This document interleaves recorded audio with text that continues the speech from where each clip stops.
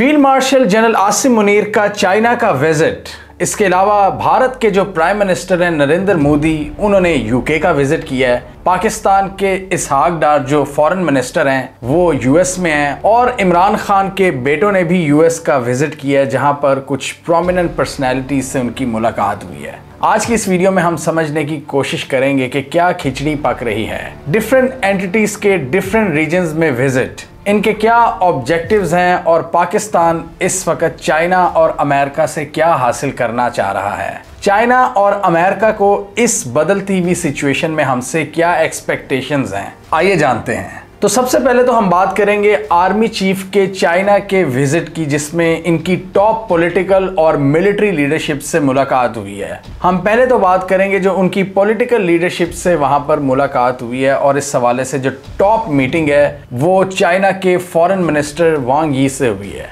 जो कि चाइना के अंदर एक बहुत इंपॉर्टेंट पर्सनैलिटी है। और इस वीडियो में आप देख सकते हैं कि किस गर्मजोशी से हाथ मिलाए जा रहे हैं। हम साथ साथ डिस्कस करते जाएंगे कि पॉलिटिकल और मिलिट्री लीडरशिप से क्या क्या बातचीत हुई है, किन किन एरियाज को टच किया गया है। इसके अलावा आर्मी चीफ की चाइनीज मिलिट्री लीडरशिप से मुलाकात की बात करें तो पीएलए का जो हेडक्वार्टर्स है पीपल्स लिबरेशन आर्मी का, वहां पर आर्मी चीफ को गार्ड ऑफ ऑनर प्रेजेंट किया गया। चाइना के फॉरेन मिनिस्टर के अलावा आर्मी चीफ की मुलाकात चाइना के वाइस प्रेसिडेंट हांग यांग से भी हुई। चाइना की पॉलिटिकल लीडरशिप से पाकिस्तान के डेलीगेशन ने एक डाइवर्स रेंज ऑफ टॉपिक्स पर डिस्कशन की, जिसमें सीपैक, रीजनल सिक्योरिटी और डिफेंस कोलैबोरेशन शामिल था। दोनों साइड्स ने इस अज़म का इजहार किया कि इस चेंजिंग जियोपॉलिटिकल एनवायरनमेंट में दोनों साइड्स मिलकर आगे बढ़ेंगी और डिफरेंट इश्यूज पर ज्वाइंट एफर्ट्स की जाएंगी पाकिस्तान और चाइना की तरफ से। इस हवाले से दोनों साइड्स ने ताल्लुकात की जो करंट ट्रेजेक्टरी है उस पर इत्मीनान का इजहार किया है और बात की है सॉवरन इक्वालिटी, मल्टीलैटरलिज्म और एंड्योरिंग रीजनल पीस। मल्टीलैटरलिज्म की बात करें तो ये जो ईस्टर्न ममालिक हैं, ब्रिक्स ममालिक हैं या एशियन ममालिक हैं, ये इसकी ज़्यादा बात अब कर रहे हैं मल्टीलैटरलिज्म की, कि यूनिलैटरल वर्ल्ड अब नहीं होनी चाहिए। ताकत का सरचश्मा अब सिर्फ एक नहीं होगा, यानी अमेरिका बहादुर नहीं होगा, उसके साथ और भी मल्टीपल पावरफुल मराकिज होंगे, जिसमें चाइना है, रूस है, मिडिल ईस्ट है और हमारा रीजन है, जो मिलकर दुनिया के मामलात को नेविगेट करेगा। और ब्रिक्स की बात करें तो ब्रिक्स ने भी इसी चीज़ की बात की थी, थोड़े दिन पहले हमने इसको पूरा डिटेल में डिस्कस किया था। मल्टीलैटरलिज्म इस वक्त चाइना का टॉप एजेंडा है और वो BRI के ज़रिए पूरा करने की कोशिश कर रहे हैं। BRI, ब्रिक्स और SCO, जिसके ज़रिए चाइना ये चाहता है कि उनकी नज़र में यूएस का जो एक नेगेटिव इन्फ्लुएंस है उसको काउंटर किया जा सके। और आप इस वीडियो में देखें कि किस तरह हमने चाइना में जाकर खुद अपनी आंखों से देखा था कि एक ब्लॉक टाइप बन रहा है जो मल्टीलैटरलिज्म को प्रमोट करने की बात कर रहा है, जो ग्लोबल साउथ को सपोर्ट करने की बात करता है। तो इस हवाले से पाकिस्तान चाइना के साथ खड़ा हुआ है और इसी वजह से पाकिस्तान और चाइना रीजनल कनेक्टिविटी के ऑब्जेक्टिव्स को मिलकर अचीव करना चाहते हैं। सीपैक उसकी एक बहुत बड़ी एग्जाम्पल है, लेकिन मसला यह है कि सीपैक अभी स्लो डाउन का शिकार है। इसमें मल्टीपल रीजंस हैं, पाकिस्तान में डिफरेंट हुकूमतों का आना, कोविड-19 और चाइनीज वर्कर्स पर अटैक्स और कुछ मंसूबों का पाया तकमील तक ना पहुंचना वक्त पर। ये वो चीज़ें हैं जो सीपैक में एक बहुत बड़ी हर्डल है, लेकिन इसको पिछले साल पाकिस्तान और चाइना ने मिलकर फैसला किया था कि इन हर्डल्स को दूर किया जाएगा और सीपैक फेज 2 की तरफ बढ़ा जाएगा। तो उस हवाले से आहिस्ता आहिस्ता काम हो तो रहा है, लेकिन वो तेज़ी नहीं जो होनी चाहिए। और वो क्यों नहीं है वो आप इस पॉडकास्ट में देख सकते हैं कि क्या क्या हमारी तरफ से कमजोरियां हैं, बहुत से कंपेटिटिव डिसएडवांटेजेस हैं पाकिस्तान को, जिसकी वजह से सीपैक स्लो डाउन का शिकार है। लेकिन बहरहाल दोनों ने इस अज़म को रिआइट्रेट किया है कि हम सीपैक फेज 2 को बड़ी तगड़े तरीके से आगे लेकर चलेंगे। और इसी हवाले से चाइना ने अपने वर्कर्स की सिक्योरिटी पर भी जोर दिया है कि उनकी सिक्योरिटी के लिए हर मुमकिन इकदामात करने चाहिए, जो पाकिस्तान यकीन दिलाता है चाइना को कि हम इस हवाले से 100% एफर्ट्स कर रहे हैं। और पिछले कुछ महीनों से हमने देखा है कि पाकिस्तान ने काफ़ी हद तक कंट्रोल किया है जो चाइनीज़ वर्कर्स पर अटैक्स हो रहे थे। ये चीज़ चाइना को बहुत ज़्यादा डिस्टर्ब करती है। डेफिनेटली अगर किसी एक मुल्क के वर्कर्स दूसरे मुल्क में काम करने के लिए जाते हैं तो सबसे अहम चीज़ वो सिक्योरिटी होती है। अगर सिक्योरिटी उनको नहीं मिलेगी तो वो नहीं काम करने आएंगे। ये दासू डैम वगैरह के करीब जो अटैक्स हुए थे चाइनीज़ नेशनल्स पर, उसकी वजह से पूरे जो चाइनीज़ वर्कर्स हैं जिन्होंने पाकिस्तान में आना था उनके अंदर एक खौफ की लहर है। और हम देख रहे हैं कि सिक्योरिटी के हवाले से सिचुएशन पाकिस्तान के पूरे वेस्टर्न फ्रंट पर इस वक्त गर्म हुई हुई है और बहुत ज़्यादा दहशतगर्दी के हमलों में तेज़ी देखने को मिल रही है, जिसमें आर्मी ऑफिशियल्स, पुलिस और सिविलियंस सबको निशाना बनाया जा रहा है। इसके अलावा रीजनल कनेक्टिविटी के हवाले से अफगानिस्तान एक ऐसा सब्जेक्ट है जिसको चाइना बहुत सीरियस लेता है और पिछले दिनों चाइना ने पाकिस्तान और अफगानिस्तान की दोस्ती भी कराने की कोशिश की है और उसके काफ़ी पॉजिटिव रिजल्ट्स निकल रहे हैं। और हम देख रहे हैं कि पाकिस्तान ने अफगानिस्तान के साथ ताल्लुकात को काफ़ी बेहतर किया है, एक दूसरे के मुल्क में सफ़ीर तैनात किए हैं और अभी रिसेंटली फ्री ट्रेड एग्रीमेंट हमने साइन किया अफगानिस्तान के साथ। अफगानिस्तान के साथ ट्रेड में जो एक तातुल नज़र आ रहा था, तोरखम बॉर्डर बंद था, वो सब चीज़ें अब खुल चुकी हैं और इसमें चाइना का एक बहुत अहम रोल है। इस वीडियो में आप देख सकते हैं हमने एक्सप्लेन किया हुआ है कि किस तरह चाइना अफगानिस्तान को अपने साथ मिलाना चाहता है, वो अफगानिस्तान में इन्वेस्टमेंट्स करना चाहता है ताकि फॉरेन इन्फ्लुएंस को काउंटर किया जा सके और रीजनल कनेक्टिविटी की एक फ़िज़ा क्रिएट की जाए। और इसी तरह पिछले दिनों हमने ये भी देखा कि उज़्बेकिस्तान, अफगानिस्तान और पाकिस्तान का जो एक ट्रांस रेलवे प्रोजेक्ट है उसको भी एक बार फिर शुरू करने की बातचीत हुई है और इस हवाले से तीनों मुल्कों ने एक एग्रीमेंट पर साइन भी किया है। ये सब कुछ तभी होगा, ये रीजनल कनेक्टिविटी और ट्रेड तभी बढ़ेगी जब सिक्योरिटी की सिचुएशन बेहतर होगी और चाइना इस हवाले से चाह रहा है कि पाकिस्तान के वेस्टर्न फ्रंट और अफगानिस्तान जो उसके साथ लगता है वहाँ पर सिक्योरिटी की सिचुएशन बेहतर हो। और इस हवाले से चाइना पाकिस्तान का तो दोस्त है ही, अफगान के साथ भी वो कॉन्स्टेंटली इंगेज कर रहे हैं और उनको समझा रहे हैं कि आपने दहशतगर्द ग्रुपों को कंट्रोल करना है और खित्ते में स्टेबिलिटी क्रिएट करनी है ताकि हम मिलकर पैसा बनाएं, ट्रेड, इन्वेस्टमेंट और इकोनॉमी का साइज बड़ा करें। इसके अलावा अभी थोड़े दिन पहले पाकिस्तान की जो नेशनल शिपिंग कॉरपोरेशन है उन्होंने एक MOU साइन किया है चाइना का जो एक शिपिंग जायंट है शेंडोंग शिनशो ग्रुप, उनके साथ पाकिस्तान ने एक MOU पर साइन किया है जिसके हवाले से वो एक मेजर ट्रांसफॉर्मेशन करेंगे, पाकिस्तान के शिपिंग सेक्टर में इन्वेस्टमेंट करेंगे और ये डील गवादर की कनेक्टिविटी के हवाले से बहुत इंपॉर्टेंट साबित हो सकती है। और पिछले दिनों हमने ये भी देखा है इसहाक डार ने भी मल्टीपल विजिट्स किए हैं चाइना में जहां पर ट्रेड डील्स पर बात हुई है और फ्री ट्रेड एग्रीमेंट पर। इसके अलावा मिलिट्री इंगेजमेंट्स की बात करें तो PLA हेडक्वार्टर्स में आसिम मुनीर साहब का ज़बरदस्त इस्तकबाल किया गया, गार्ड ऑफ ऑनर प्रेजेंट किया गया और उनकी मुलाकात जनरल यांग से हुई जो कि वाइस चेयरमैन हैं सेंट्रल मिलिट्री कमीशन के, CMC जिसे कहा जाता है। इसके अलावा जनरल शैन हुई जो कि पॉलिटिकल कॉमिसार हैं PLA आर्मी के, उनसे और इसके अलावा PLA आर्मी के चीफ ऑफ स्टाफ के लेफ्टिनेंट जनरल शायजुन से भी उनकी मुलाकात हुई और इसमें भी दोनों साइड्स ने मिलिट्री टू मिलिट्री कोऑपरेशन बढ़ाने पर इत्तफाक किया। दोनों के दरमियान जो एक इंटरऑपरेबिलिटी है, ऑपरेशनल अंडरस्टैंडिंग है और स्ट्रेटेजिक कोलैबोरेशन, उसको बढ़ाने की बात की गई है। इसके अलावा joint training programmes, military exercises, army के मॉडर्नाइजेशन प्लान्स और इंस्टीट्यूशनल कोलैबोरेशन को बढ़ाने पर इत्तफाक हुआ है। इंसदाद दहशतगर्दी के हवाले से जो ताउन है उसको मजबूत करने पर इत्तफाक हुआ है। ओवरऑल जो डिफेंस और सिक्योरिटी कोऑपरेशन है उसको बढ़ाने की बात की गई है और स्पेशली पाकिस्तान और इंडिया की जंग के बाद जिसमें पाकिस्तान ने काफ़ी हद तक एक इनडायरेक्ट सपोर्ट एंजॉय की है चाइना की, उसमें हमने देखा है कि पूरी दुनिया ने किस तरह हाईलाइट किया है पाकिस्तान और चाइना की इस पार्टनरशिप को, जिसमें पाकिस्तान चाइना का मॉडर्न मिलिट्री इक्विपमेंट यूज़ कर रहा है और सक्सेसफुली भारत को काउंटर किया है। जहां हमने ये देखा कि भारत ने भी मल्टीपल पावरफुल कंट्रीज का मिलिट्री इक्विपमेंट इस्तेमाल किया। पाकिस्तान के पास ज़्यादातर मिलिट्री इक्विपमेंट चाइना रिलेटेड था और ये अमेरिका के बड़े बड़े जरीदों ने लिखा है, इकोनॉमिस्ट, फोर्ब्स, ब्लूमबर्ग वगैरह ने, कि वो मिथ अब बस्ट हो चुकी है कि चाइनीज़ इक्विपमेंट जंक होता है। चाइनीज़ इक्विपमेंट ने वेस्टर्न इक्विपमेंट को मात दी है और इसका सारा क्रेडिट पाकिस्तान आर्मी को जाता है, जिस तरह उन्होंने इसका इस्तेमाल किया है पाकिस्तान एयरफोर्स ने, आर्मी ने और नेवी ने। इस वीडियो में हमने पूरा एक्सप्लेन किया हुआ है कि किस तरह चाइना नेवी को मॉडर्नाइज कर रहा है। आप डोजें खरीदी जा रही हैं चाइना से, फाइटर जेट्स हम चाइना के इस्तेमाल कर रहे हैं ज़्यादा, टैंक्स, एयर डिफेंस सिस्टम और कम्युनिकेशन सिस्टम्स यानी ज़्यादातर जो मॉडर्न मिलिट्री इक्विपमेंट होता है वो हम चाइना से बाय कर रहे हैं, और कन्वेंशनल मिलिट्री इक्विपमेंट की बात करें तो वो बहुत सा पाकिस्तान खुद भी प्रोड्यूस करता है। इसके अलावा बहुत से फाइटर जेट्स हैं जो पाकिस्तान चाइना के साथ मिलकर प्रोड्यूस करता है। और अभी ये भी खबर आई है कि BYD जो दुनिया की सबसे बड़ी इलेक्ट्रिक व्हीकल कंपनी है, जो टेस्ला को पीछे छोड़ चुकी है सेल्स में, वो पाकिस्तान में एक मैन्युफैक्चरिंग प्लांट लगाने जा रही है जहां पर वो अपनी गाड़ियां असेंबल करेंगे। जनरल आसिम मुनीर ने यहाँ पर एक बड़ी मीनिंगफुल बात की है कि दोनों मिलिट्रीज के दरमियान जो कोलैबोरेशन है उसने फ्रूटफुल रिजल्ट्स अचीव किए हैं वेरियस फील्ड्स में।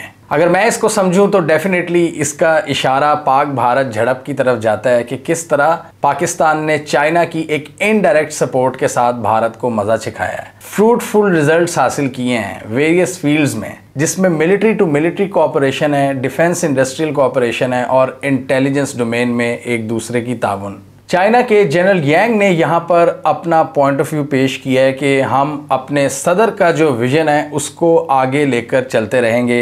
ग्लोबल डेवलपमेंट इनिशिएटिव हो, चाहे वो ग्लोबल सिक्योरिटी इनिशिएटिव हो या ग्लोबल सिविलाइजेशन इनिशिएटिव हो, हम अपनी लीडरशिप के विजन को एग्जीक्यूट करते रहेंगे और मिलकर पाकिस्तान के साथ इन गोल्स को अचीव करने का इरादा रखते हैं। और उन्होंने कहा कि वो पाकिस्तान के साथ मिलकर एक स्ट्रॉन्ग कम्युनिटी बनाना चाहते हैं ताकि न्यू एरा में दोनों का एक शेयर्ड फ्यूचर हो। और चाइनीज़ मिलिट्री ने भी इस उम्मीद का इजहार किया कि पाकिस्तान इंसदाद दहशतगर्दी के हवाले से हमारे साथ मिलकर काम करता रहेगा और चाइनीज़ वर्कर्स की सिक्योरिटी को मज़ीद मजबूत बनाएगा। चाइनीज़ लीडरशिप ने यहाँ पर एक और मीनिंगफुल बयान दिया कि पाकिस्तान एक अहम किरदार अदा कर रहा है साउथ एशिया में स्टेबिलिटी कायम करने के लिए, और यहाँ भी इशारा भारत की तरफ ही था कि ये पाकिस्तान ही है जो भारत के मिसएडवेंचर्स को डायरेक्टली फेस करता है और उनको काउंटर करता है। भारत फोर्सिबल फ्यूचर में पाकिस्तान के लिए खतरा है, लेकिन लॉन्ग टर्म फ्यूचर की बात करें तो वो चाइना के लिए भी एक थ्रेट है। जिस तरह वेस्ट इनको इम्बोल्डन कर रहा है, वेस्ट इनके साथ डील्स कर रहा है, चाइना को भारत की ये चीज़ें पसंद नहीं आती कि वो रीजन में होते हुए दूसरों का पिट्ठू बनता है। तो इसलिए चाइना ने बड़े हिडन अंदाज में ये पैगाम दिया है भारत को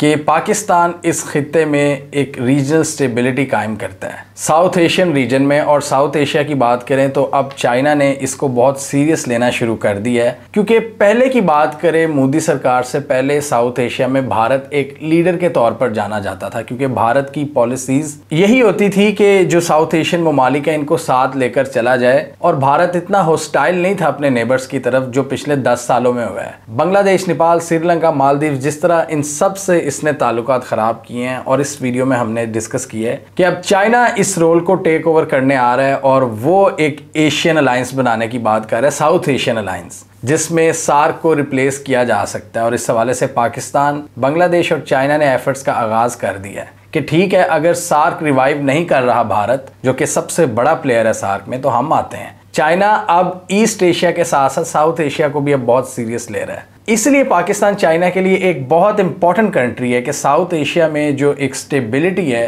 कि भारत के जो मिस एडवेंचर्स और भारत के जो मनूवर्स हैं उनको काउंटर करने के लिए पाकिस्तान है। और इसी तरह पाकिस्तान के लिए चाइना की सपोर्ट हमेशा मौजूद रहती है। जब भी पाकिस्तान को इकोनॉमिक चैलेंजेस का सामना करना पड़ता है तो चाइना फ़ौरन मदद के लिए आ जाता है, आपके कर्जे वगैरह भी वक्ती तौर पर माफ़ कर देता है। डेट रोल ओवर में चाइना सबसे आगे होता है पाकिस्तान के लिए। और अगर IMF और अमेरिका बादर और वेस्ट पाकिस्तान के अगर इतनी वो मदद नहीं करते तो चाइना मैदान में आ जाता है। तो दोनों मुल्क एक दूसरे के लिए एक बहुत बड़ी सपोर्ट का काम कर रहे हैं। पाकिस्तान ने इस उम्मीद का इजहार किया कि चाइना के साथ हम अपने ताल्लुकात को नेक्स्ट लेवल पर लेके जाना चाहते हैं और हर फील्ड में अपना ताउन बढ़ाना चाहते हैं। Defence, security, trade, economy, people to people connection, cultural exchanges, हर सूरत में हम चाइना के साथ मिलकर आगे बढ़ना चाहते हैं। चाइनीज साइड की जानिब से जनरल आसिम मुनीर को फील्ड मार्शल के ओहदे पर तरक्की पाने पर मुबारकबाद भी मिली है, और पाकिस्तान और चाइना की जो पार्टनरशिप है वो स्ट्रेटेजिक नौयत की है, और ये टाइम टू टाइम दोनों ममालिक ने साबित किया है। और दोनों ने इस अज़म का इजहार किया है कि इसी ट्रेजेक्ट्री को फॉलो किया जाएगा और सस्टेन डायलॉग और क्लोज कोऑर्डिनेशन के साथ आगे बढ़ते रहेंगे। यानी regional connectivity, security cooperation, trade और इंसदाद दहशतगर्दी, ये 3-4 एरियाज हैं जिनके हवाले से पाकिस्तान और चाइना ने सबसे ज़्यादा बातचीत की है। दूसरी तरफ इसहाक डार की बात करें तो वो अमेरिका के विजिट पर हैं और उनकी मुलाकात मार्को रूबियो से भी हुई है। इसके अलावा यूनाइटेड नेशंस में भी पाकिस्तान एक अहम किरदार अदा कर रहा है आजकल, और सिक्योरिटी काउंसिल में 1 माह के लिए पाकिस्तान को प्रेसिडेंसी भी मिली हुई है। तो उस हवाले से भी पाकिस्तान ने मुतअद्दिद जो रेजोल्यूशंस हैं उन पर काम करना है। अमेरिका की बात करें तो पाकिस्तान अमेरिका को भी काफ़ी कुछ ऑफ़र कर रहा है। डोनाल्ड ट्रंप की जो इंतज़ामिया है उससे पाकिस्तान काफ़ी हद तक इंगेज कर चुकी है, जिसमें मिनरल की डील्स हैं, क्रिप्टो डील है, ट्रेड डील है और अफ़गानिस्तान के हवाले से सिक्योरिटी कोऑपरेशन है। तो अमेरिका में भी पाकिस्तान ने अपनी डिप्लोमेसी को काफ़ी एक्टिव किया हुआ है और दोनों साइड्स को पाकिस्तान एक साथ लेकर चल रहा है।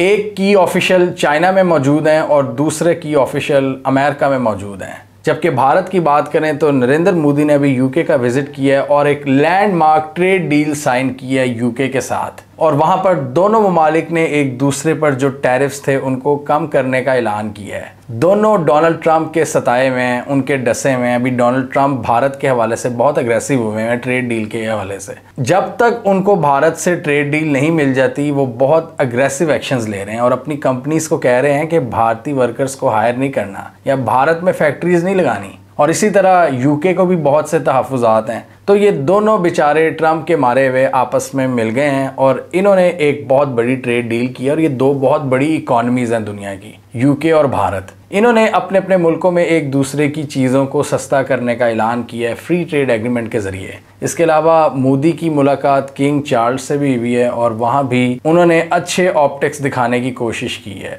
मोदी को भी काफ़ी अरसे बाद अपनी जनता को दिखाने के लिए कुछ मिला है ऑप्टिक्स वाइज, क्योंकि ऑपरेशन सिंदूर के हवाले से भारत के अंदर बहुत ज़्यादा तनकीद हो रही है मोदी पर। मोदी को नरेंद्र द सरेंडर कहा जा रहा है। राहुल गांधी भी चढ़े हुए हैं और मीडिया पर भी कुछ सवालात उठ रहे हैं। इनके बहुत से एक्स आर्मी ऑफिशियल्स भी सवालात उठा रहे हैं, और अगर करंट मिलिट्री लीडरशिप की बात करें तो उनकी तरफ से भी नाराज़गी का इजहार किया जा रहा है, जो हमने इस वीडियो में देखा था। और इसके अलावा वाइस प्रेसिडेंट को भी चेंज किया गया है, उसमें भी यही सामने आ रहा है कि ऑपरेशन सिंदूर के हवाले से तहफ़्फ़ुज़ात थे और कुछ उनकी अपनी ज़ात के हवाले से मसले थे। मोदी ने काफ़ी अरसे बाद एक बड़ी विक्ट्री सिक्योर की है, जो अपने लोगों को वो बताने के काबिल होंगे कि हमने यूके के साथ ट्रेड डील की है। यूके की बात करें तो वो अपने जो इमिग्रेशन कवानीन हैं उनको सख्त कर रहा है, और इस हवाले से भारत को कोई ख़ास कंसेशंस नहीं दी, लेकिन सोशल सिक्योरिटी पेमेंट्स के हवाले से भारत के कुछ वर्कर्स को कुछ कंसेशंस दी गई हैं। तो यहाँ पर भारत ने ये कोशिश की है कि इनके जो वर्कर्स हैं वहाँ पर थोड़ा सा रिलीफ मिले। जो बहुत ज़्यादा टैक्सेस हैं जो सोशल सिक्योरिटी की मद में उनको पेमेंट्स देनी पड़ती हैं, वहाँ पर थोड़ा सा इन्होंने रिलीफ लिया है। लेकिन इमिग्रेशन के जो कवानीन हैं वो यूके ने ऐलान किया सबके लिए एक ही होंगे। जो अभी ये टफ कर रहे हैं कनाडा की तरह या अमेरिका की तरह, जबकि ट्रंप साहब आए हैं सारी दुनिया ने अपने इमिग्रेशन कवानीन में सख्ती कर दी है और इमिग्रेंट्स के खिलाफ एक बहुत हाई वेव चली हुई है। एक नफरत की फिजा है पूरे यूरोप में, पूरे वेस्टर्न हेमिस्फेयर में। यूके में इस वक्त लेबर की हुकूमत है। इस वीडियो में हमने पूरा एक्सप्लेन किया था, ये कोई एंटी इमिग्रेंट हुकूमत नहीं है, लेकिन इन्होंने भी अब सख्त अल्फाज का इस्तेमाल करना शुरू कर दिया है कि हमारे मुल्क में आना एक प्रिविलेज है। अगर हमारे मुल्क में आना है तो आपको ये चीज़ें फॉलो करनी होंगी, नहीं तो आप एंटर नहीं हो सकते। और इमिग्रेशन की जो शराइत हैं यूके के हवाले से उनको टफ किया इन्होंने। इंडिया की टेक्सटाइल्स और ज्वेलरी पर जो टैरिफ्स थे उनको कम किया जाएगा। इसी तरह भारत के अंदर यूके की कार्स और विस्की सस्ती हो जाएगी। पाकिस्तान और यूके की बात करें तो हमारे ताल्लुकात ज़्यादातर स्ट्रेटेजिक नौइयत के हैं। यूके बहुत ज़्यादा इंटरेस्ट लेता है पाकिस्तान में, लेकिन अगेन स्ट्रेटेजिक इंटरेस्ट की बेस पर। Afghanistan, central Asia, Indian ocean या फिर चाइना। और कुछ महीने पहले हमने देखा था कि किस तरह आर्मी चीफ का ज़बरदस्त इस्तकबाल किया गया था यूके की आर्मी की जानिब से, और उन्होंने वहां पर अपनी फौजी छावनियों का विजिट करवाया था आर्मी चीफ को और मिलिट्री मॉडर्नाइजेशन पर ब्रीफिंग दी थी। तो पाकिस्तान और यूके के रिलेशन में ये मिलिट्री टू मिलिट्री रिलेशन बहुत इंपॉर्टेंट है। जिस तरह हमारा यूएस की सेंटकॉम के साथ है या इंटेलिजेंस के साथ है, CIA, MI5 intelligence cooperation. Unfortunately Pakistan ने अपनी एक स्ट्रॉन्ग मैन्युफैक्चरिंग बेस खड़ी ही नहीं की जिसके तहत हम अपनी प्रोडक्ट्स दुनिया को बेच सकते। तो हम अभी वही बेचते हैं जो हमारे पास है। स्ट्रेटेजिक बेनिफिट्स, जिनको इकोनॉमिक बेनिफिट्स में कन्वर्ट होना चाहिए। जिस तरह भारत के पास बहुत कुछ है ऑफर करने के लिए इकोनॉमी के पॉइंट ऑफ व्यू से, उनके इन्वेस्टर्स हैं, उनके बिलियनर्स हैं, उनकी इंडस्ट्री है वो यूके में इन्वेस्ट करती है, तो उसका फायदा अल्टीमेटली भारत की फॉरेन पॉलिसी को होता है। पाकिस्तान की डोमेस्टिक पॉलिटिक्स पर भी नज़र दौड़ाएं तो वहाँ भी एक बार फिर मामला गर्म हो रहे हैं। पीटीआई के बहुत से लोगों को मिलिट्री कोर्ट्स में सजाएं मिल चुकी हैं और उसके बाद हम देख रहे हैं कि खान साहब का भी मौक़िफ़ अग्रेसिव हो चुका है। उनके बच्चे यूएस में ट्रम्प एडमिनिस्ट्रेशन के कुछ की ऑफिशियल से मिले हैं। इसके अलावा उनकी कुछ मुलाकातें डेमोक्रेटिक पार्टी के लोगों से भी हुई हैं। ओवरसीज़ पाकिस्तानीज़ के जो पावरफुल लोग हैं वो उनके साथ खड़े थे और वो भी अपने तौर पर एक महाज बनाने की कोशिश कर रहे हैं कि इमरान खान को रिहाई मिले। लेकिन अभी तक पीटीआई की जितनी एफर्ट्स हैं इस हवाले से वो नाकाम होती हुई नज़र आ रही हैं। और कुछ महीने पहले जो एक इम्पॉर्टेंट वफ्द आया था अमेरिका से जिसने इमरान खान से भी मिलना था, उन्होंने उनसे तो मुलाकात नहीं की लेकिन आर्मी चीफ के साथ बड़ी ज़बरदस्त तस्वीरें आई थी और उसमें अमेरिका की एक्टिंग एम्बेसडर भी मौजूद थी। बज़ाहिर यही लग रहा है कि पाकिस्तान इस वक्त तक सक्सेसफुली ट्रम्प एडमिनिस्ट्रेशन को इंगेज कर चुका है, पाकिस्तान की जो हुकूमत है, और अपोजिशन को उन्होंने नलीफाई कर दिया है। लेकिन डोनाल्ड ट्रम्प की भी बात करें तो वो एक अनप्रिडिक्टेबल किस्म के इंसान है। वो ईरान से कभी मुज़ाकरात करते हैं, फिर उन पर बमबारी की भी बात करते हैं। तो हम ये हतमी नहीं कह सकते कि पाकिस्तान की सरकार ने अगर उनके साथ सक्सेसफुल डायलॉग कर लिया, उनके बहुत से लोगों से, आसिम मुनीर साहब से मुलाकात हुई है डोनाल्ड ट्रम्प की, तो इसका यही मतलब है कि डोनाल्ड ट्रम्प पाकिस्तान से राज़ी हो चुके हैं। अमेरिका भी और भी बहुत सी डिमांड्स करेगा पाकिस्तान से, इंसदाद दहशतगर्दी के हवाले से, अफगानिस्तान के हवाले से और ईरान के हवाले से। उसमें भी चीज़ें मज़ीद दिलचस्प होंगी कि पाकिस्तान किस हद तक अमेरिका के साथ जाता है और उनसे बातचीत करता है, अपने पॉइंट्स उनको बताता है और उनकी सुनता है। फिलहाल तो इस सरकार ने कोई कसर नहीं छोड़ी हुई डोनाल्ड ट्रम्प को खुश करने की और नोबेल प्राइज़ के लिए भी उनको नामजद कर दिया है। फिलहाल तो ट्रम्प को इन्होंने खुश रखा हुआ है, लेकिन कब तक ये हम कुछ नहीं कह सकते। और दूसरी तरफ पाकिस्तान चाइना को भी इंगेज कर रहा है, क्योंकि मिलिट्री और डिफेंस कोऑपरेशन के लिए चाइना और पाकिस्तान की जो पार्टनरशिप है वो बहुत मजबूत हो चुकी है। पाकिस्तान जिससे भी अपने रवाबित बढ़ाए, एक चीज़ जहन में ज़रूर रखनी चाहिए पॉलिसी मेकर्स को कि हमारी जो पॉलिसीज़ हैं वो पीपल सेंट्रिक होनी चाहिए, यानी फॉरेन पॉलिसी का फ़ायदा, उसका आउटकम लोगों को मिलना चाहिए। फॉर एग्ज़ाम्पल, अगर आप रशिया के पास जाते हैं तो आपको वहाँ से सस्ता तेल ख़रीदना चाहिए। चाइना के पास जाते हैं तो मिलिट्री इक्विपमेंट, उसका तो फ़ायदा है पाकिस्तान को स्ट्रेटेजिकली, लेकिन सी पैक की मदद से यहाँ पर इंडस्ट्रीज़ को फ़रोग देना चाहिए ताकि जॉब्स में इजाफा हो। इसी तरह अमेरिका से ट्रेड बढ़ानी चाहिए। पाकिस्तान की जो ट्रेड सबसे ज़्यादा है अमेरिका को, हमारी एक्सपोर्ट सबसे ज़्यादा है, तो बहुत सी इंडस्ट्री को उठाने के लिए चाइना और अमेरिका और इवन यूरोप बहुत ज़रूरी हैं। हमें कमेंट सेक्शन में बताइए आपके ख्याल में क्या पाकिस्तान का मौजूदा सेटअप अपनी फॉरेन पॉलिसी में पीपल सेंट्रिक अप्रोच को जहन में रखे हुए है, या आपके ख्याल में ये इंगेजमेंट्स पाकिस्तान ज़्यादा स्ट्रेटेजिक बेनिफिट्स के लिए करता है, या ऐसे इकोनॉमिक बेनिफिट्स जिनका फ़ायदा आम इंसान को शायद उतना ना हो जितना होना चाहिए। आप क्या समझते हैं? कमेंट कीजिए। इसके अलावा हमारा यूट्यूब चैनल सब्सक्राइब कर लें, साथ ही वो बेल आइकॉन भी दबा लें ताकि वो स्टोरीज दुनिया भर से पाकिस्तान से जिनकी मेन स्ट्रीम मीडिया पर प्रॉपर कवरेज नहीं होती, हमारे प्लेटफॉर्म के थ्रू आप तक टाइम पर पहुंच जाएं।